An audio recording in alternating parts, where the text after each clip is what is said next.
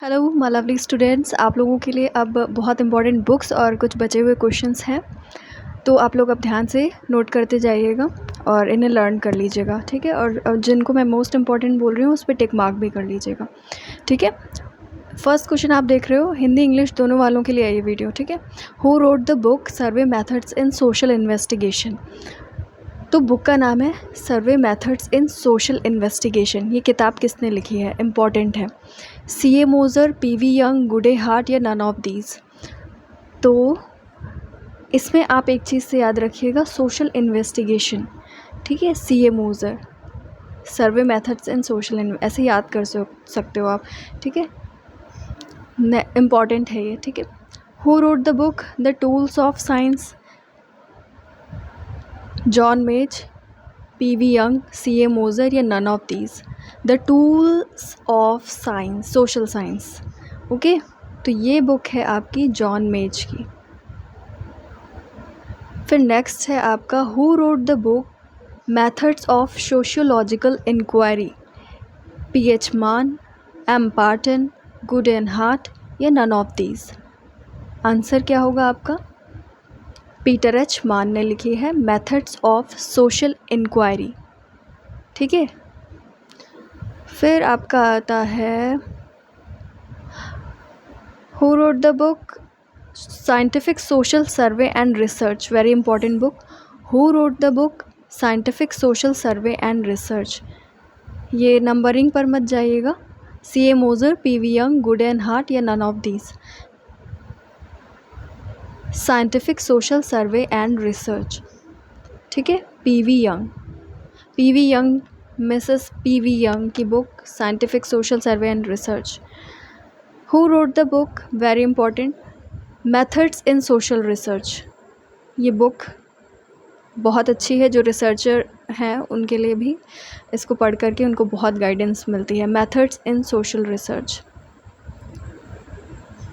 C.A. Moser, P.V. Young, Goode and Hatt, none of these.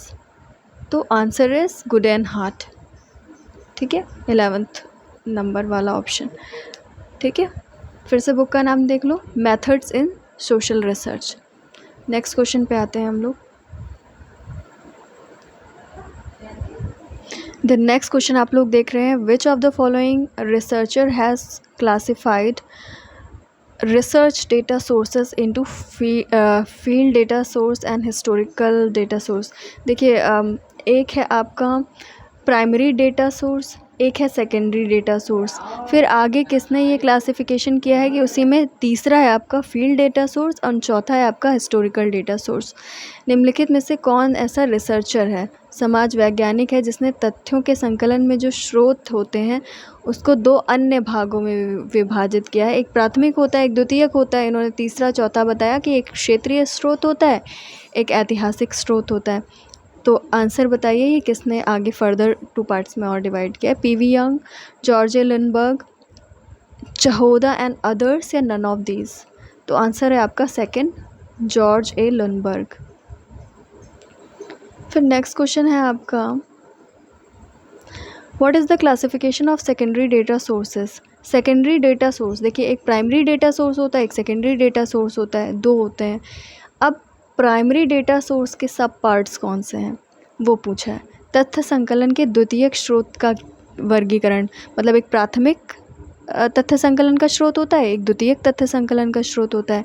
अब उसमें द्वितीयक जो तथ्य संकलन, प्राथमिक वाला आपको पिछले वीडियो में बताया था, जो प्राथमिक तथ्य संकलन का स्रोत होता है उसमें प्रत्यक्ष होता है या तो अप्रत्यक्ष उत्तरदाता से आप चीज़ों को प्राप्त कर सकते हो, ठीक है। प्राइमरी डेटा कलेक्शन का जो सोर्स होता है उसमें या तो आप डायरेक्टली या इनडायरेक्टली आप डेटा कलेक्ट करते हो अपने रिस्पोंडेंट से, ठीक है। अब यहाँ पर आपका सेकेंडरी डेटा सोर्स आ गया। अब इसमें भी पूछ रहा है, अब सेकेंडरी डेटा सोर्स आपको बताया था ना कि कहीं भी रिटर्न मटेरियल मिल जाए आपको, वो जो रिटर्न वाला होता है जिसमें आप रिस्पोंडेंट से बात नहीं कर पा रहे हो, ठीक है, वो आपके सामने अवेलेबल नहीं है, बट उसकी जो मटेरियल्स हैं उसके लिए जो और लोगों ने लिखा है या उसने खुद अपने लिए लिखा है या उससे जुड़ी चीज़ें हैं जो, वो सब सेकेंडरी डेटा में आ जाती हैं, खासकर रिटर्न वाली चीज़ें हैं ना।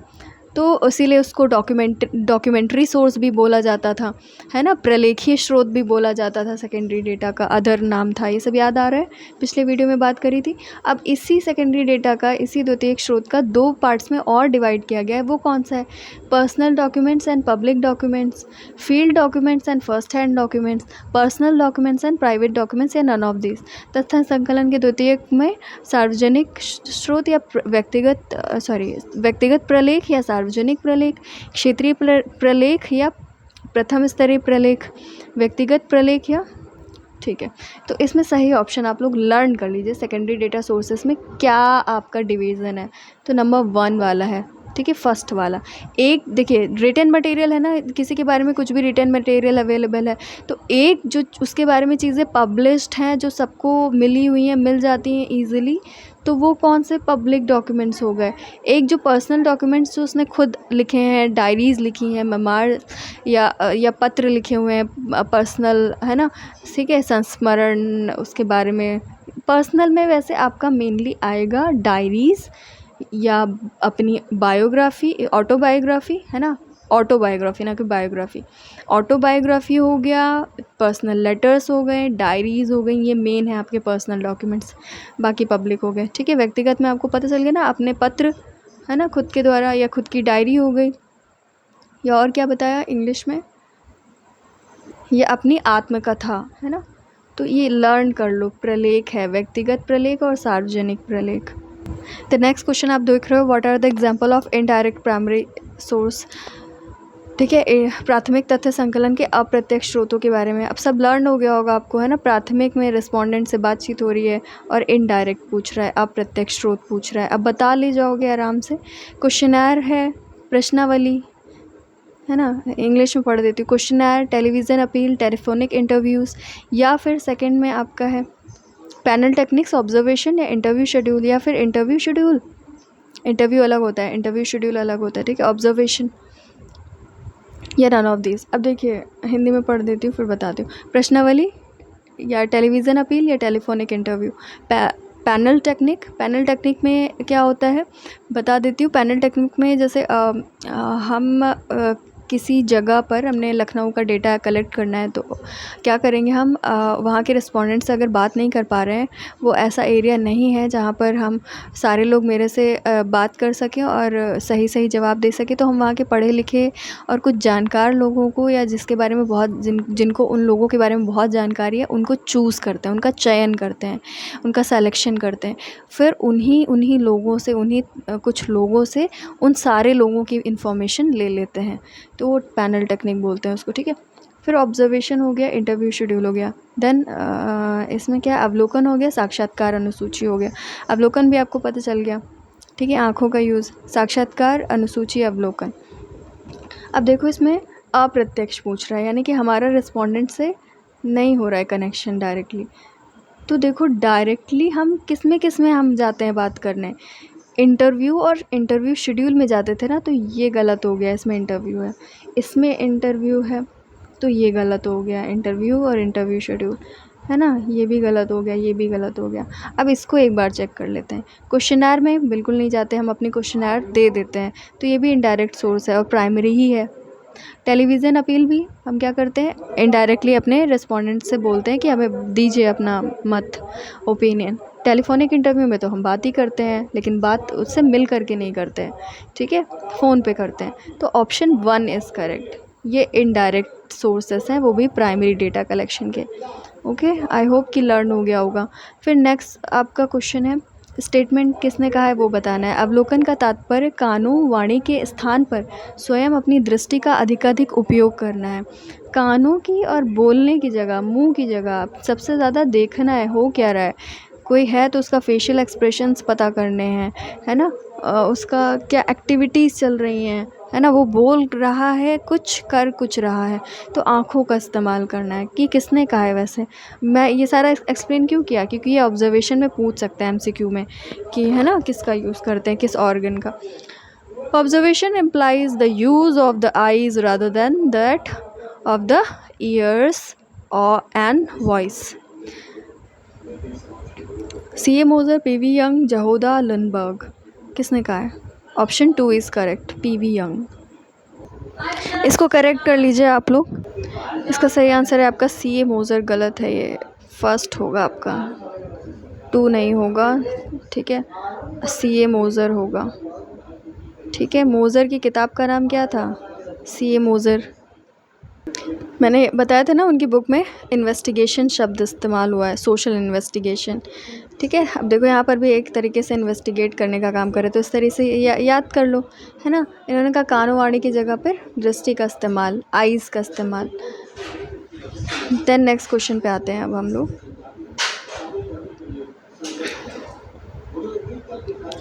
What is the simple observation? देखिए इसका हिंदी ट्रांसलेशन रह गया है, तो आप लोगों को मैं बोल देती हूँ। सिंपल मतलब सरल अवलोकन, सिंपल ऑब्जर्वेशन, ठीक है। सरल अवलोकन किसको किसको कहा गया है, ठीक है। इनमें से अनकंट्रोल्ड ऑब्जर्वेशन यानी कि अनियंत्रित अवलोकन, या फिर कंट्रोल्ड ऑब्जर्वेशन यानी कि नियंत्रित अवलोकन, या फिर कलेक्टिव ऑब्जर्वेशन यानी कि सामूहिक अवलोकन, या none of these.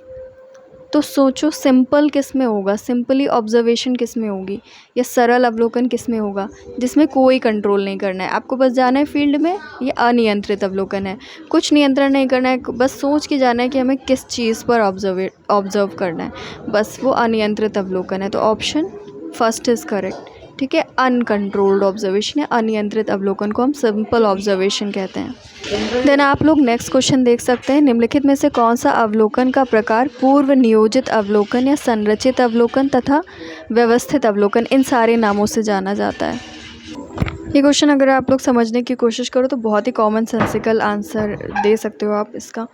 Which of the following type of observation is also known as a structured observation? Structured होना चाहिए, प्री प्लान्ड ऑब्जर्वेशन, या फिर सिस्टमैटिक, है ना। ये सारे इसके एक तरीके से कैरेक्टरिस्टिक्स हैं और इनके अदर नेम्स भी हैं। ये सारे अवलोकन के प्रकार हैं, टाइप्स ऑफ ऑब्जर्वेशन। इनमें से किस ऑब्जर्वेशन को हम लोग ये सारे नामों से भी जानते हैं, तो वो कौन सा है? कंट्रोल ऑब्जर्वेशन है कि अनकंट्रोल या कलेक्टिव ऑब्जर्वेशन? अब दिमाग लगाओ। पहले मैंने बोला था कि आप लोग अगर कहीं जाते हो फील्ड में और कोई भी सोच समझ के नहीं जाते हो, बस इतना ध्यान रखना है कि किस एम से जा रहे हो आप लोग, उस पर आप ऑब्जर्वेशन करते हो, ठीक है। काफ़ी नॉइज़ है इस वक्त यहाँ, बहुत डिस्टर्बेंस है। खैर आप लोगों को आंसर बता देती हूँ मैं। देखिए प्री प्लान्ड है ना, तो यानी कि आप नियंत्रण में चीज़ों को कर रहे हो, यानी कि कंट्रोल्ड है वो आपका, अनकंट्रोल्ड नहीं है। आप लोग सब सोच समझ करके गए हो, ठीक है। कुछ इंपॉर्टेंट पॉइंट्स और बता देती हूँ जिन्हें मैं टाइप करके नहीं आपको बता पाई, मतलब प्रॉपर्ली क्वेश्चन फॉर्म में, लेकिन वो पॉइंट्स के हिसाब से आपको बता देती हूँ। और इसके अलावा चलिए बाद में बताती हूँ। देखिए केस स्टडी मेथड भी है आपके में। केस स्टडी मेथड कैसा सोर्स है, प्राइमरी है कि सेकेंडरी है, तो ऐसा आप नहीं कह सकते, क्योंकि जब आप वैयक्तिक अध्ययन करते हैं, है ना। पहले आपको बता देती हूँ क्या होता है, क्योंकि इससे जुड़े क्वेश्चन आ सकते हैं। वैयक्तिक अध्ययन या केस स्टडी मेथड क्या होता है, इसमें हम कोई एक यूनिट चूज़ करते हैं। वो एक इंसान भी हो सकता है, या एक प्लेस भी हो सकती है, या एक फैक्ट्री भी हो सकती है, कुछ वर्कर्स का ग्रुप भी हो सकता है, मतलब कुछ भी हो सकता है। आप उसको बस एक यूनिट बना लो, फिर उस पे आप क्या करो, होलिस्टिक स्टडी करो, डीप स्टडी करो, तो उसको हम क्या कहते हैं, और उसी पे पूरी स्टडी होगी आपकी, तो उसको हम क्या कहते हैं, वो मेथड केस स्टडी मेथड है। अब इसमें डेटा कौन सा यूज़ होता है? अब इसमें प्राइमरी डेटा भी यूज़ होता है, सेकेंडरी डेटा भी यूज़ होता है, और सोर्सेज डायरेक्ट भी हो सकते हैं, इनडायरेक्ट भी हो सकते हैं, प्रत्यक्ष भी हो सकते हैं, अप्रत्यक्ष, ठीक है। मतलब इसमें सारे टाइप का डेटा आपको यूज़ करना होगा ही होगा, अच्छा केस स्टडी करना है तो, है ना। किसी चीज़ के बारे में आपको होलिस्टिक स्टडी करनी है, यानी कि डीप स्टडी करनी है, यानी कि आपको सब कुछ उसके बारे में पता करना है, तो आपको सारे टाइप के तथ्यों का इस्तेमाल करके उसके बारे में संपूर्ण जानकारी, होलिस्टिक इन्फॉर्मेशन निकालनी होगी, तो वो क्या होता है, आपका केस स्टडी होता है, ठीक है। अब इसका यूज़ सबसे पहले किसने किया था? फ्रेडरिक लीपले ने किया था सबसे पहले, आर्थिक दशाओं का अध्ययन करने के लिए, ठीक है। श्रमिकों की, पीजेंट्स की इकोनॉमिकल कंडीशन का पता लगाने के लिए फ्रेडरिक लीपले ने इसका सबसे पहले यूज़ किया था, ठीक है। इसके बाद सबसे ब्रॉड तरीके से इसका इस्तेमाल हर्बर्ट स्पेंसर ने किया, बहुत बड़े स्तर पर इसका अध्ययन कि उन्होंने क्या किया, बहुत सारे कल्चर्स का कंपैरेटिव स्टडी किया, विभिन्न संस्कृतियों की तुलनात्मक अध्ययन किया, ठीक है। इसके लिए हर्बर्ट स्पेंसर का नाम आता है, ठीक है। ऐसे करके क्वेश्चन आपसे इससे आ सकता है। उसके बाद और किस किस ने का यूज़ किया है बहुत अच्छा केस स्टडी मेथड का, विलियम हेले ने किया। अब विलियम हेले ने किया तो किसके लिए किया, तो इन्होंने बाल अपराधियों के लिए किया, ठीक है। फिर नेक्स्ट आता है आपका रॉबर्ट रेडफील्ड और ऑस्कर लुइस ने क्या किया, ट्राइबल्स और पीजेंट्स के स्टडी के लिए। फिर ये भी इम्पॉर्टेंट है, थॉमस जैननकी ने किसके लिए किया, पोलैंड के किसानों के लिए, ठीक है, पोलैंड के पीजेंट्स के लिए। इसके अलावा इस जो मेथड है आपका केस स्टडी मेथड, इसको सूक्ष्मदर्शक यंत्र भी कहते हैं। समाजशास्त्र का सूक्ष्मदर्शक समाजशास्त्र नहीं, अनुसंधान का, ठीक है, रिसर्च का सूक्ष्मदर्शक यंत्र या माइक्रोस्कोपिक टूल कहते हैं किसको, केस स्टडी मेथड को। बहुत इंपॉर्टेंट। इसके अलावा बेटा जो आप लोगों का वो स्टैटिस्टिकल चीज़ें हैं वो आप लोग देख लीजिएगा, उसके बारे में पढ़ लीजिएगा, ठीक है। यहाँ जो मैं आपको बता रही हूँ वहाँ से बहुत ज़्यादा क्वेश्चंस आएंगे, तो टाइम के हिसाब से आपको सब कुछ इंपॉर्टेंट बता दे रही हूँ। और ये जो है आपका ना यूनिट, इसका आप सीक्वेंस याद कर लो, ठीक है। सबसे ये सीक्वेंस में ही लिखा हुआ है तो उसका सीक्वेंस आ सकता है कि पहले कोडिंग होता है कि पहले क्लासिफिकेशन कर दिया जाता है, ठीक है। पहले एडिटिंग होता है कि पहले कोडिंग होता है, ये बहुत पूछते हैं कि एडिटिंग कोडिंग में पहले कौन होता है, ठीक है। तो ये सारी चीज़ें हैं। और मैं थोड़ा सा इसके बारे में भी बता देती हूँ आपको। एडिटिंग या आंकड़ों का संपादन में क्या करते हैं, जैसे हम कहीं से डेटा लेकर के आए, हमें जो इन्फॉर्मेशन चाहिए थी वो हम लेकर के आ गए। अब बहुत सारे लोगों से लेकर के आए तो वो बिखरा हुआ होगा पहली बात, ठीक है। तो उसको अब हमें सब कुछ अरेंज करना है, तो इन सारी चीज़ों का इस्तेमाल करते हैं, ये सारे स्टेप्स का। तो उसमें सबसे पहले क्या करते हैं, आंकड़ों का देखते हैं कि कहीं उसमें कुछ मिस्टेक तो नहीं है, कहीं कोई ऐसा रिस्पॉन्डेंट तो नहीं था जो हमें लग रहा था कि गलत बता रहा है या इस तरीके का, या कोई और मिस्टेक्स हैं इस डेटा में, तो पहले उसको ठीक कर लेते हैं। तो उसको क्या कहते हैं, एडिटिंग ऑफ डेटा। उसके बाद फिर क्लासीफाई कर लेते हैं, वर्गीकरण कर लेते हैं तथ्यों का, ठीक है। उसके बाद फिर कोडिंग करते हैं, ठीक है। वर्गीकरण से आप समझ सकते हो, क्वेश्चन आएगा तो आप समझ जाओगे। कोडिंग में क्या है, बहुत चीज़ों का बहुत बड़ी बड़ी चीज़ें होती हैं, तो हम क्या करते हैं, उनका शॉर्ट फॉर्म बना लेते हैं, ठीक है। या कोई चीज़ बार बार इस्तेमाल हो रही है, जैसे महिला महिला बार बार इस्तेमाल हो रही है, तो एफ़ यूज़ कर लेते हैं उसके लिए, फ़ीमेल, मेल के लिए एम यूज़ कर लेते हैं, ठीक है। ईयर, वर्ष के लिए वाई इस्तेमाल कर लेते हैं। लेकिन ये सब हमें एक जगह लिख देना पड़ेगा कि हमने एफ़ महिला के लिए इस्तेमाल किया है, स्त्री के लिए, और मेल पुरुष के लिए इस्तेमाल किया है, वाई वर्ष के लिए। तो ये सारा कोडिंग बोलते हैं इसको। फिर टैबुलेशन में क्या क्यों करते हैं हम टैबुलेशन, ताकि इतना सारा डेटा है ना, अब हम उसमें उलझ ना जाएं और कोई अदर पर्सन जिसको बहुत ज़्यादा रिसर्च के बारे में नॉलेज नहीं है वो भी चीज़ों को समझ जाए, है ना। तो उसके लिए हम बहुत अच्छी सी टेबल बना देते हैं जो सबको समझ में आ जाए, है ना। अब जैसे सेंसस है, जनगणना है, पूरी दुनिया उसके बारे में जान सकती है कि हाँ क्या बताना चाह रहा है सेंसस के में, इसमें, है ना, कि किस वर्ष में क्या हुआ, कितनी जनसंख्या बढ़ी, कितनी नहीं। तो वो टेबल के फॉर्म में होती है ना, वर्ष बगल में लिखा रहता है, उधर ग्रोथ लिखा रहता है, ग्रोथ परसेंटेज या नंबर्स में लिखा रहता है, कुछ भी। तो मतलब टेबल के फॉर्म में होता है ना, तो चीज़ों को ईज़िली हर इंसान समझ जाता है, तो इसीलिए हम टेबल बनाते हैं। फिर प्रेजेंटेशन ऑफ डेटा, आंकड़ों का प्रस्तुतिकरण कर देते हैं, ठीक है। ये सबसे लास्ट स्टेप होता है, तो ये आपको लर्न कर लेना है, ठीक है। इसके अलावा बच्चों वही सेम चीज़, अगर आप इस चैनल की ग्रोथ जल्दी देखना चाहते हो, जल्दी, है ना, तो आप लोग इसके लिए डोनेट कर सकते हो, इसका स्क्रीनशॉट ले करके, ठीक है। बाकी कोई कंपलसरी नहीं है। Okay, thank you students, take care.